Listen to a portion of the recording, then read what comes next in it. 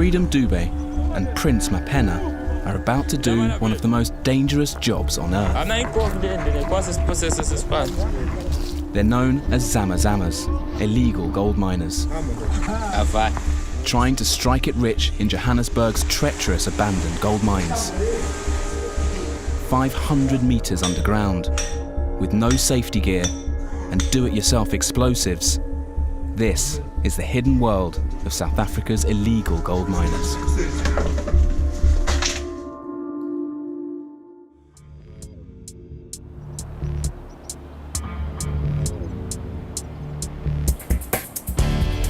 Just half an hour from downtown Johannesburg, this is Durban Deep, perhaps the most notorious of South Africa's 6,000 abandoned mines.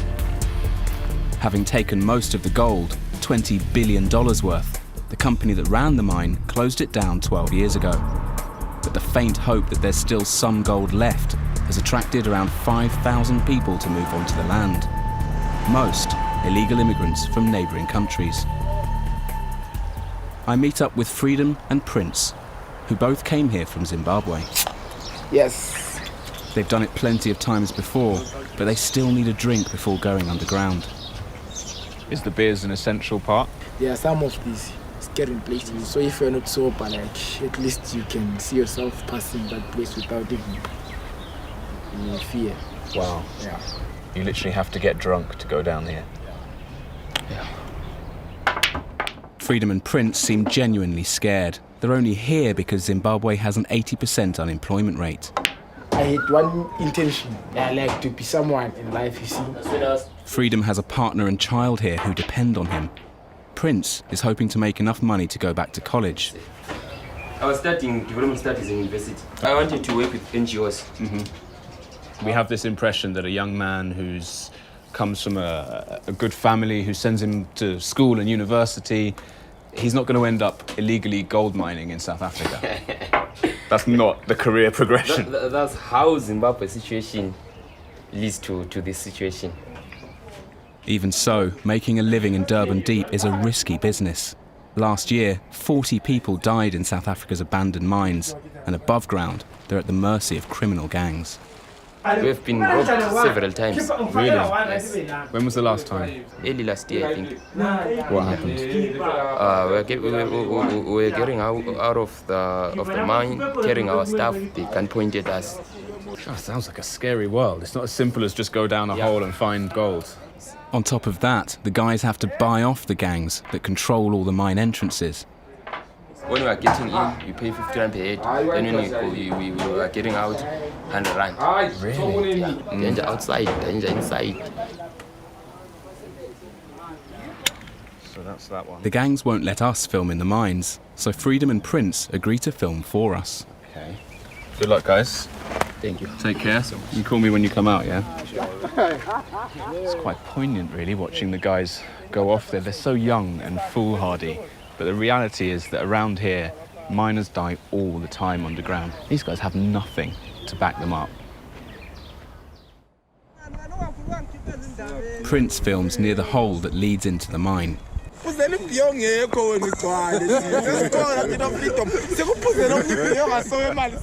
All the bravado can't cover their nervous laughter.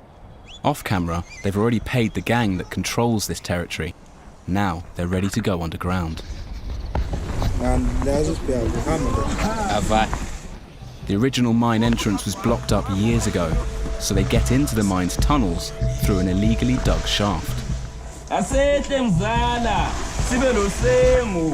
Even in the old mine tunnels, their descent is incredibly risky. In a commercial mine, there would be lights, elevators, structural support. These tunnels haven't been maintained for over a decade.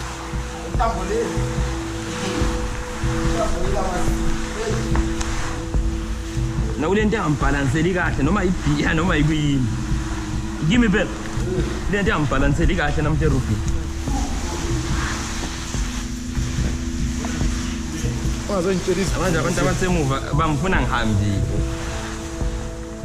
Freedom and Prince have spent an hour sliding down near vertical tunnels.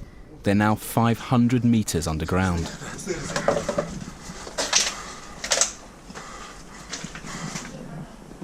My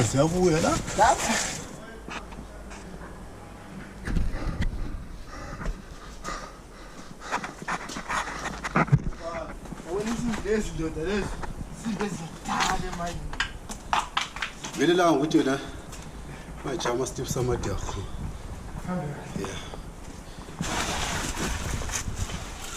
The further they go, the tighter it gets.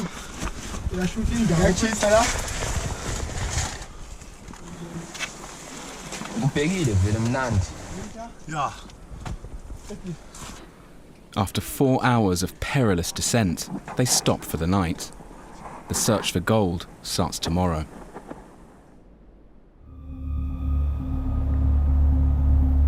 When the mine was closed, the electricity and water were cut off too. But many of the miners and their families are squatting in the old mining quarters. The police recorded 88 murders in this precinct last year. Just last night, someone was murdered near one of the old mine's waste tips. Charity Shaba works in Durban Deep selling clothes to miners. She offered to show me where the murder happened. Yeah, it's a proper wasteland, this, isn't it? It is still part of the mine. Because you don't know what's behind any of these piles of sand. There could be guys here or in the bushes. This is where the murder happened. Charity usually avoids the area. She was robbed here just last year. When they came here, one took the gun and put it here on my stomach. And they said, where is the money and where is the phone? God, that's scary. Did you think they were going to shoot you that day? As I walked away and when I got to the road, that's when I started shaking. Then, a cattle herder approaches us with a warning. Namanje lo mfana lo benna batleta kumthathele 50 rand man nabanye beva lapha bababambe enkulu hayi ayikho right le ndawo njengoba nathi siya chifta nje sesiya ngale ezansi. I think we head back. I'll let you catch the cows. Just minutes ago, someone was robbed over there, and it sounds like it happens regularly. No, people aren't exaggerating at all. This is not a safe place to be.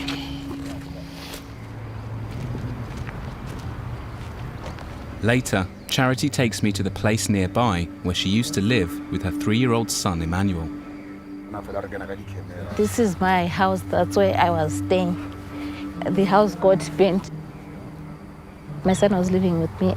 We called for the fire brigade. It couldn't come because it only comes here only when it's escorted. The police will tell you that place is no longer in the map. Charity has no idea why it was targeted. It's hard for the police to investigate crimes like this. They often get shot at when they come to Durban Deep. Charity was so frightened, she sent her son to stay with her sister in Zimbabwe. His little face. You must miss Emmanuel. So much, yeah. So have you ever considered going back to Zimbabwe? To stay? Yeah. No. Even now, after everything you've been through? No, because at home now the situation is difficult. I failed in life if I go back with nothing. No. After telling her family that she can make money in South Africa, she has no choice but to make it work.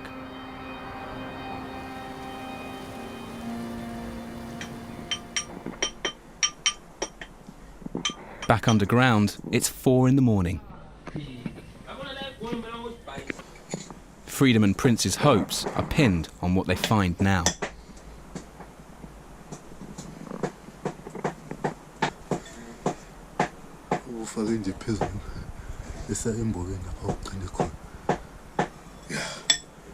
Freedom is drilling using the most basic equipment. In the 40-degree heat, it's breathless, back-breaking work. Next, they prepare the explosives.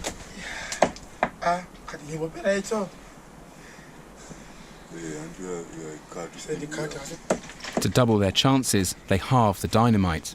This is incredibly risky. They're so far from any kind of help if it goes wrong. But they're still joking around.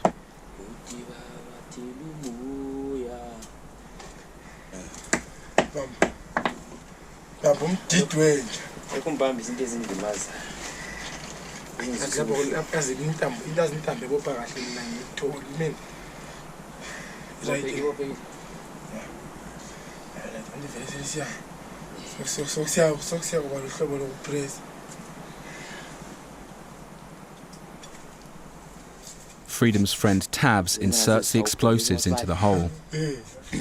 He pushes it as far as he can. It's sealed up and the fuse lit. Yeah, esilinde ukuthi ijaye sesibalekile kiyo.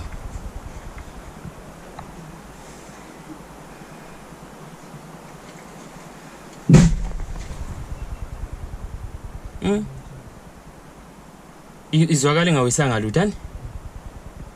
But ukuchayi. The tiny tunnel is now filled with dust. When it clears, they can see they've dislodged plenty of rock. But does it contain gold?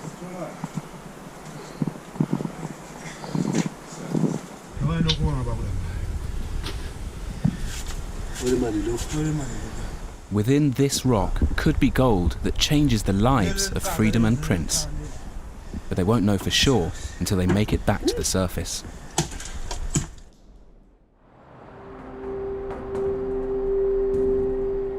The longer I spend in Durban Deep, the more I hear how dangerous it is. As well as 88 murders, last year the police received reports of 79 rapes here. The real figure is likely to be even higher. Charity takes me to meet a woman called Connie. No, Connie, I'm there. Hi. Hi. I'm Shay. Nice to meet you. Connie and her boyfriend used to run a bar for Durban Deep's miners. One night, a group of men came in. So the night that it happened, tell me how that evening started. Okay, one of those guys, I remember him because we had a fight a weekend before. About what? You know, they like to touch you when they're drunk. I'll be like swearing at them and then I'll be like, don't touch me. I saw them coming in. They were like 4. He had a gun and then he was like looking at me. They took me outside. They took me by the bushes. That's where then they told me to take off my... I had a tracksuit on. They said I must put my tracksuit off. Then the first one raped me. The second one also raped me. The third one also raped me. Then they left me. They told me not to look back, to run. I don't even know what to say to you. I want to say I'm sorry, it feels so pointless.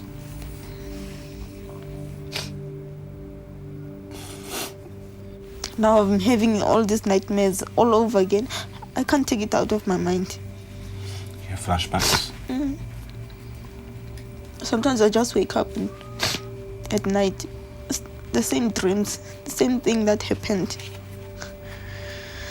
Charity, this is why you sent your son away, right? Yeah. I think hearing this must reinforce for you that you made the right decision, yeah? Yeah, sending him home. I made the right decision, but the child might grow up and think maybe you didn't want him. It must have been the hardest thing to do. What do you think the government should do about Durban Deep? Should shut it down. And it's where criminals, they like to go because they know even the police, they're scared of that place. That place is not for people to live in.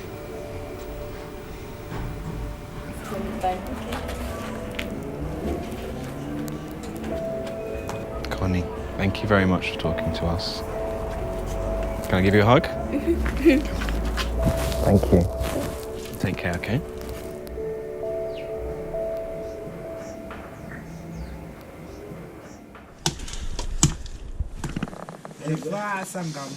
Freedom and Prince have now been underground for 3 days. It's time for lunch and a chat about TV shows.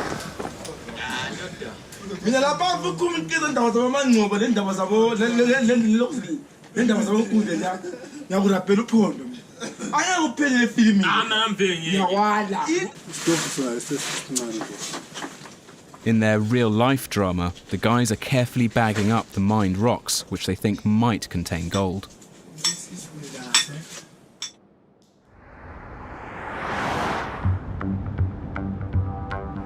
Some illegal miners have become so desperate, they've started breaking into gold mines that are still operating. An hour from Joburg are the mines of Sibanye-Stillwater, the biggest gold producer in South Africa. Security cameras record the kind of risks zamas are willing to take to break in.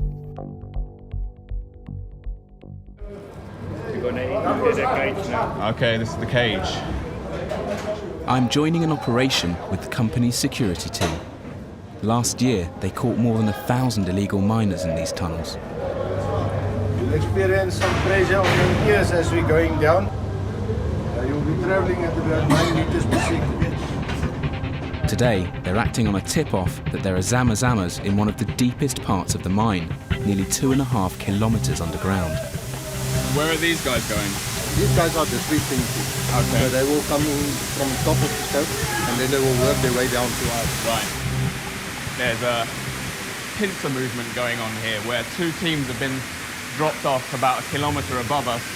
They're going to slowly work their way down the tunnels, sweeping any of the illegal miners who are there towards us, the stopping team. And we're going to be positioned here at the only exit that they could possibly come out of. So we do as we normally do, switch off our lamp. We are quiet now from here to the stope until the operation is finished, until we find Simon and these guys. Alright.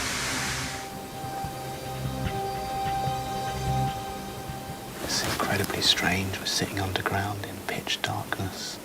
We can hear movement up above. It may be the security team. It may even be some of the zamas who they're pushing out. But eventually, someone's going to come out of the darkness over there. The security team emerges with news that they found where the zamas were sleeping. Do you think they slept there this morning? I believe so, yeah. I believe so. We're given the okay to move forward and see where they've been living.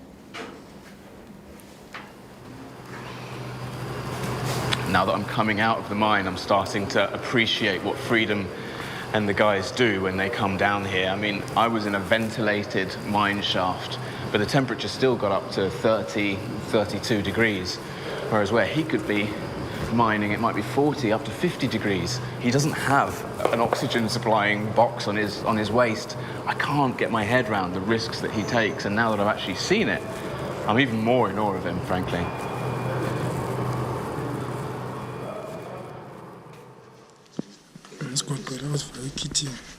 After 4 exhausting days underground, with no more food or dynamite, Freedom and Prince are preparing to return to the surface.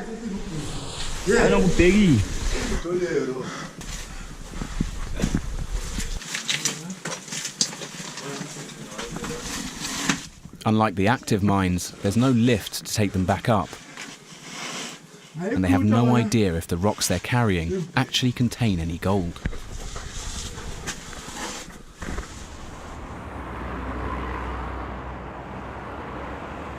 Later that morning, I'm waiting for them above ground, as close to the mine entrance as I dare to get. Hey, Freedom, how's it going? Where are you? Where are you? Oh, okay. All right, you're coming towards us now. Freedom's anxious we don't come near the guy who's processing what they've brought to the surface. Don't think even you are safe here. You see.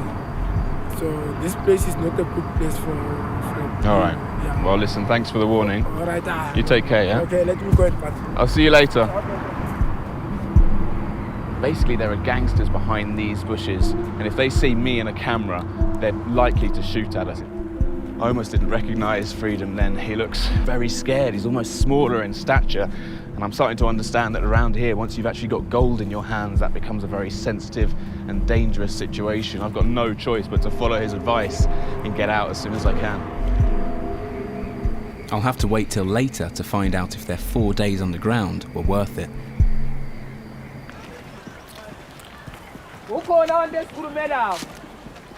I can't watch Freedom's rock being processed, but Fanny Nkosi, a local gold buyer, has convinced some of his processors to let us film them. So now it is coming to the ladies to crush them. They're fighting over who gets to do it. They are fighting.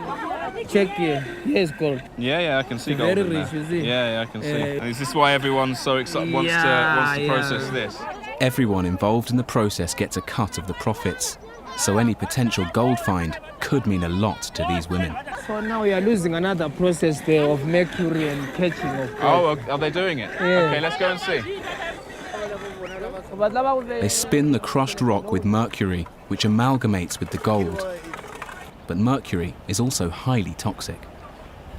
Now it's going to take this for penning. I want to pen This is the riskiest part of the whole thing. The mercury is burned off. Mercury fumes can cause brain damage and ultimately death. But Fanny doesn't seem worried. And that's it, that's the gold? Yeah, that is the gold there.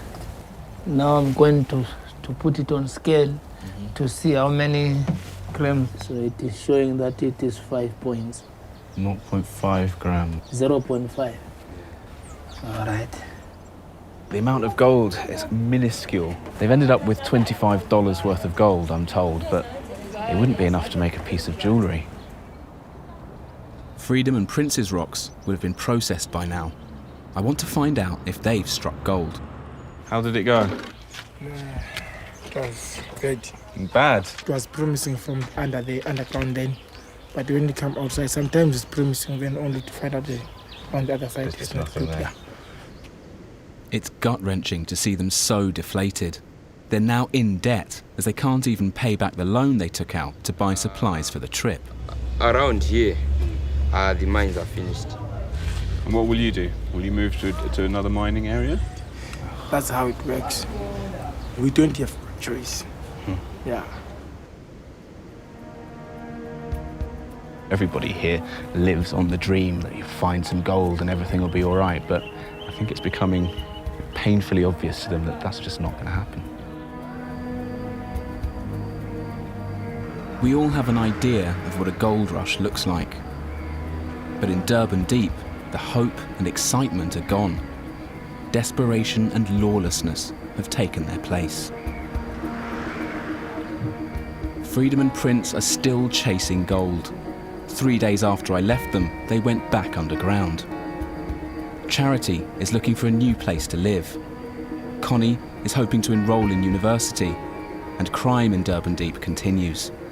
24 hours after we finished filming, there were 2 more murders.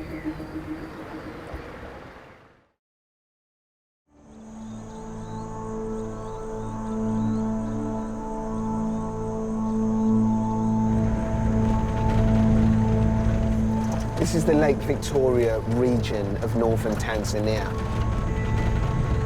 There's been a spate of killings here recently, and the latest, the most shocking, took place in this village of Ndoma.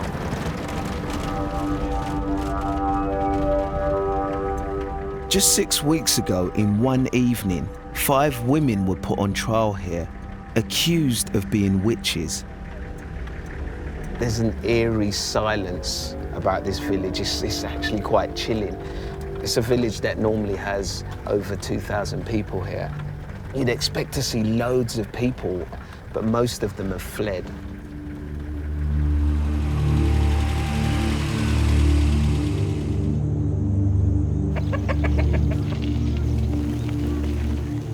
On the day of the killings, Shigela Saeed was out of the village. News reached him a mob had seized his wife, Christine, and 4 other women.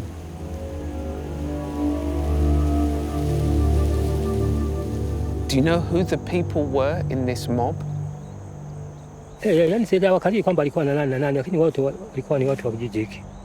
Hapo ndio niliingia na wasiwasi, kwa nini wamemchukua ghafla bila kujua mimi? It was said that the reason was because they thought they were witches. Has your wife ever been accused of being a witch? Waliwatambuaje kama ni wachawi? Kwa kweli mimi hapo sitambui kama walikuwa ni wachawi. A makeshift court decided the women had used witchcraft to cause the death of a 4-year-old child. The crowd then killed the women and burned their bodies.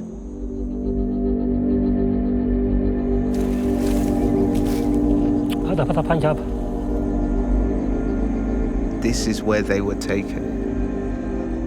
Hapa ndio mahali walipochomewa.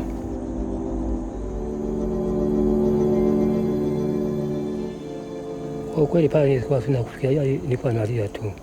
Nilikuwa sina cha kusema. You're still in shock. Kwa kweli moyo bado hujatulia vizuri. This is absolutely horrendous. How in this day and age it gets to this stage where something like this, how this can happen. And I need to know what's going on.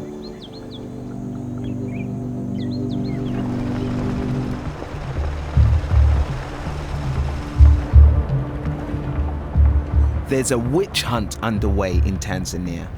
At least 400 women were murdered in 2016, and 100 women have already died this year. The scale and the brutality of these witchcraft-related murders is shocking. I'm heading to where the witch hunt is most intense. Round Lake Victoria. Many people here believe that the spirits of the dead inhabit the lake and use witches to persecute the living. To this day, laws exist banning witchcraft.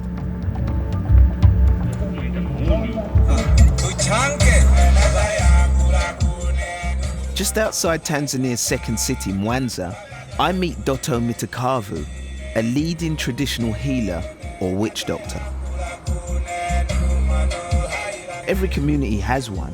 They're highly revered, and people pay them to identify witches. Look at this crowd, it's attractive. But I suppose that's what being a witch doctor's about. Partly being a showman. He claims he has magical powers that he uses to help people. I'm not sure what's in that box, and I'm quite worried about what's in that box as well, because he's got it padlocked. To try to end the witch hunts, the government says it will stop witch doctors from practicing if they denounce women as witches to anyone but the police. Dotto says he's changed his ways.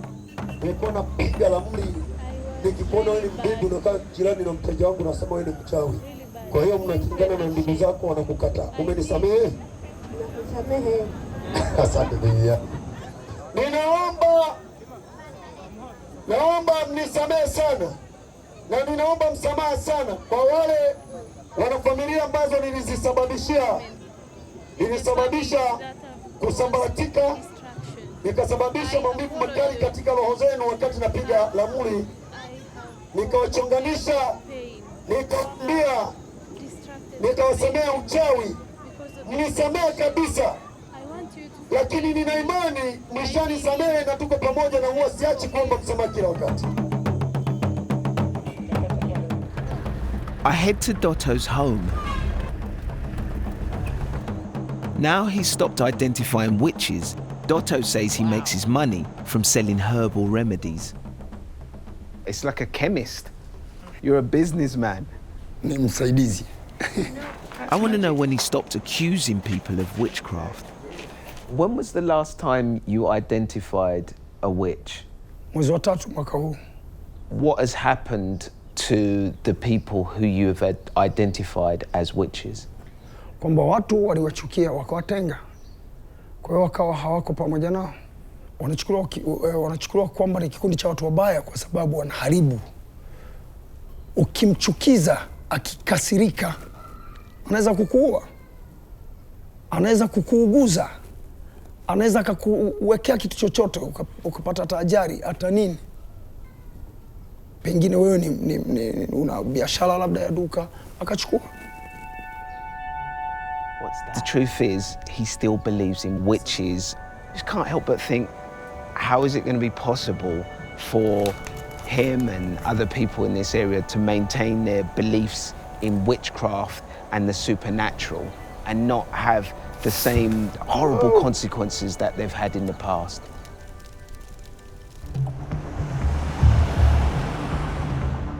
I'm heading further into the region where these killings are happening. Thousands of women denounced as witches are living as outcasts in fear of their lives. An hour from Mwanza city in a farming area, I'm going to meet one of them. Karibu tupo. Habari. Benge Megene is 59. She grows vegetables which help support her daughter and grandchildren. Accused of witchcraft, she survived one murder attempt and she's frightened someone will try again. Uko kuitana bato kuitana. Ile siri yabo. Benge says when her parents died, her brothers said she was to blame because she used witchcraft. One night, they broke into her home. Nobo kane mira nanti ko bahoji. Mwisira kaki. And when you started looking at them, what did they do? Kante ko tematuru. Nkina bichane bani na shuki. It must have been horrible, horrendous. But then I want you to show and we have. Into it any. What do you want that?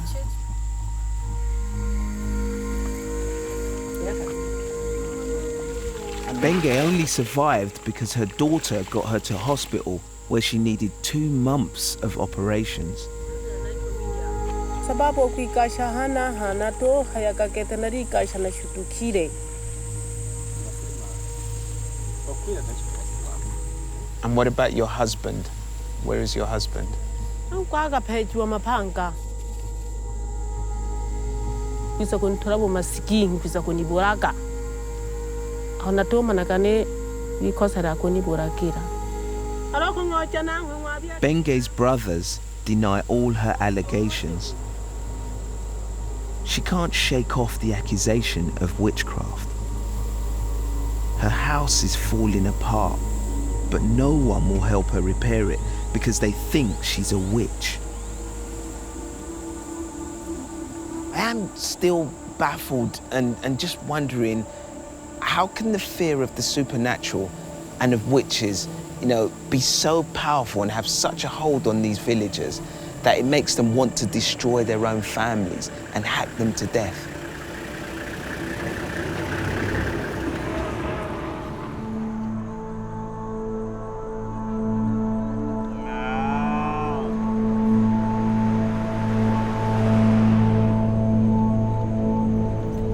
I'm travelling to the district court in Nzega. There's been a big development in the killings of the 5 women.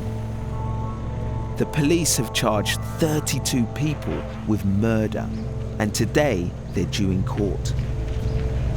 It's rare for anyone to be charged in this type of murder, but the authorities are determined to send a message. This has got to be one of the biggest cases that Tanzania has ever seen. And of course, it's attracting a lot of attention. These are family members of the victims, family members of the accused. Pretty much everybody here must be affected or know someone that was involved in this incident. Prisoners start arriving, among them the men and women charged with the Ndomo murders. It's a pretty dramatic entrance. They're sort of like paraded through the town so everyone can see them. It's still early days in this case. It'll be months before a verdict is reached. But the stakes are high. I was looking at some of the faces of the accused. There's young men and young women there, and if they're found guilty, they'll be sentenced to death by hanging. The police have charged everybody they say was present at the murders. This includes many of the village elders. Shigela, the widower who'd shown me where his wife was burned, is watching proceedings. What went through your mind when you saw them arrive on the back of the truck? Nilipoona wanapita na gari hapa kwanza niliyosababisha hii ajali nilipatwa na sana. Na uchungu mkubwa sana.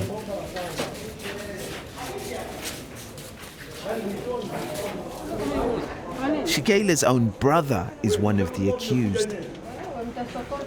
Have you spoken to your brother since he's been in custody? Kuzungumza sikusalimiana tu, wengine wako sisi tuko hapa tunasalimiana hivyo hivyo tu. Kwa kweli mimi mpaka sasa hivi najisikia sijawa na chochote ile. Nimekuwa hewani tu kama sina uhakika wowote. Asante sana. I really feel for Shigela because he's lost so much in the last 2 months. Who knows when this is ever going to end for him and whether he's ever going to find a resolution to what's happened. The top government official around here is District Commissioner Godfrey Nkupula. There are a few police in this area, so the government has authorized local vigilante groups called Sungu Sungu to administer justice. The commissioner believes they played a big part in the Ndoma murders. So Godfrey, where exactly is it we're going? I'm taking you somewhere where we have these Sungu Sungu people. Make sure that this won't happen again. People talk of witchcraft all over the world because people will believe what they believe, as long as they don't kill each other, I suppose. Yes, yeah. If somebody go on believing on the witchcraft, ritual superstition, or certain kind of treatments, that's not problem. But if like your belief leads to taking somebody's life, that's very bad. It's where now a law and order has to come.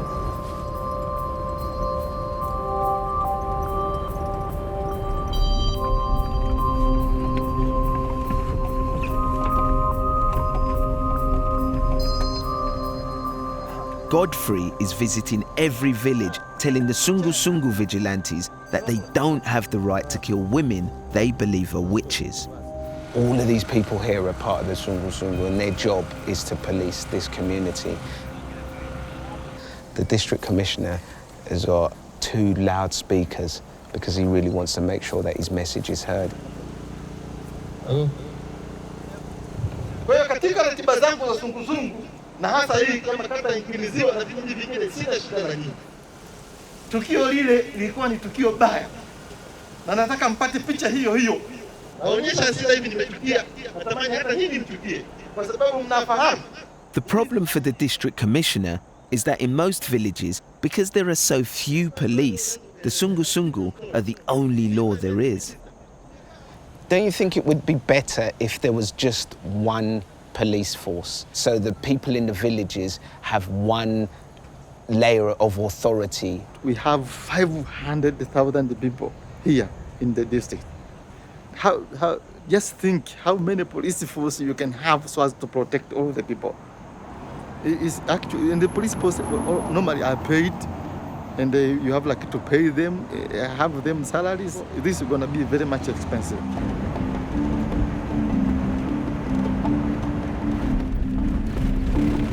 I head to an area on the edge of the city of Mwanza. Tanzania's population has doubled in a generation. This area is changing rapidly and is becoming more developed. There have been many witchcraft allegations here.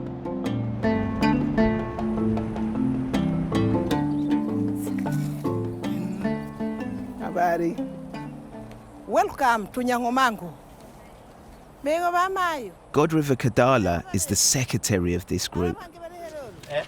Local women, terrified by the epidemic of killing, have banded together. Anakuja mwenyekiti. Mwenyekiti sio ndalo nzuri mwasibu Yesu hii nayo yuko wapi leo kalalalala. They all live on their own. Could you ask them how many of them have faced the accusation of being called witches. Wow. That's all but one. I mean, they all laughed at me like it was a stupid question. The accusations have cut them off from family and neighbours. Now they help each other out.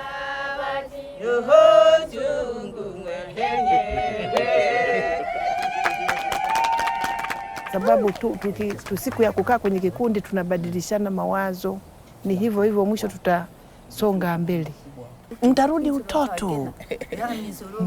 Sylvester Jota is a university lecturer investigating persecution of older women.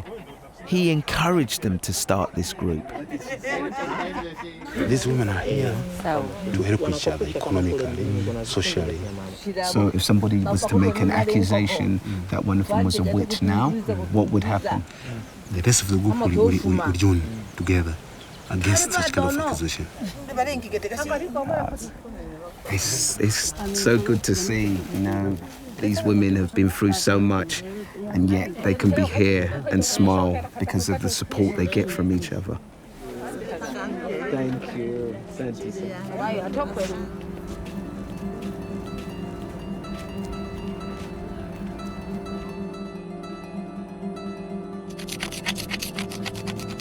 I catch up with Godriver at her house. Her children have moved away for work and she's bringing up the grandkids. She believes she was denounced as a witch because some of her family wanted to frighten her off, claiming her inheritance. Mchawi si ni mtu mbaya anayepoteza maisha ya watu. Ndio jina nililoitwa hilo mimi, mchawi na mama. Why would your mother accuse you of being a witch?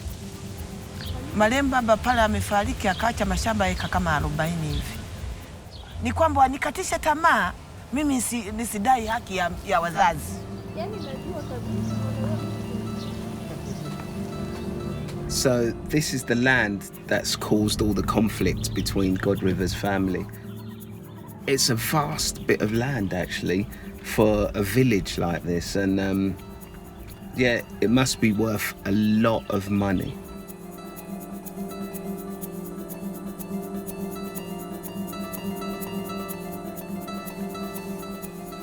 Godriver got the courts to force her family to give her share of the money from the land sale.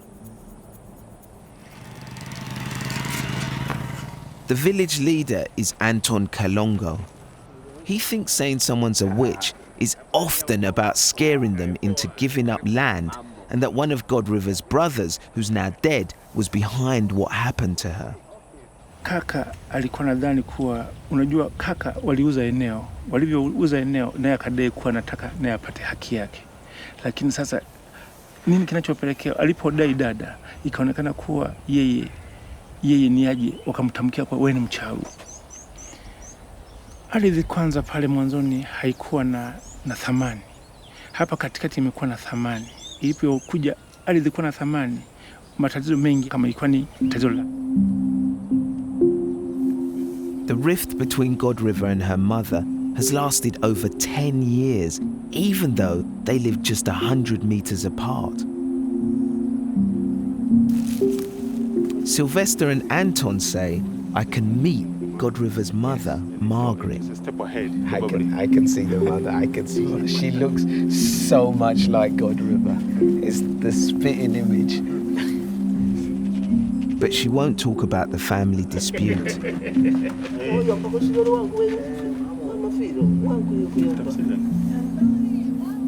As I leave the village, I bump into Godriver. She tells me that despite all that's happened, she still wants to make up with her mother. Ya sababu mimi nimetoka kwenye mwili wake. Ninaumia sana ninapokuwa niko mbali na yeye kifikra, wakati yeye ndo mtengenezaji wangu. We're hoping that maybe one day you and your mother will be reunited and you'll be a family again. It would be nice. Na mimi ninapenda iwe hivyo pia. You go to your meeting. Bye bye. Bye bye. Godriver is very forgiving. It seems pretty clear this witch hunt was largely about money. And it reminds me of what's happening all over the world. You know, it's that fight for land and it's that population growth, and people use unscrupulous methods to get what they want. But the difference is, here in this village, the accusation of being a witch and the word witchcraft holds so much power, it's being used as a weapon.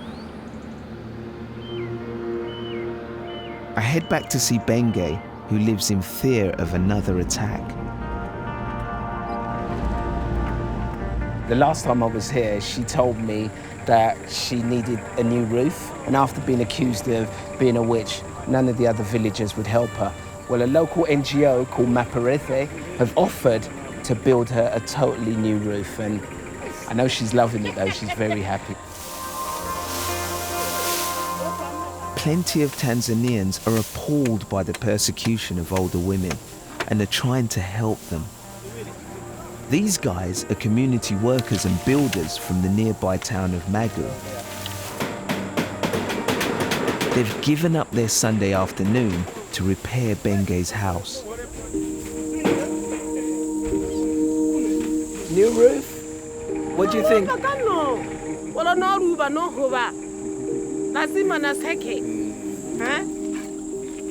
Safi! Poa!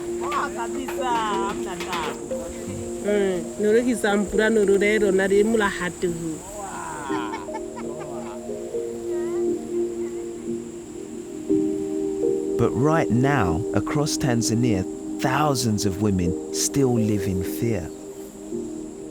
Shortly after we filmed with Benge, a woman who lives nearby was accused of being a witch and attacked. The witch hunt goes on.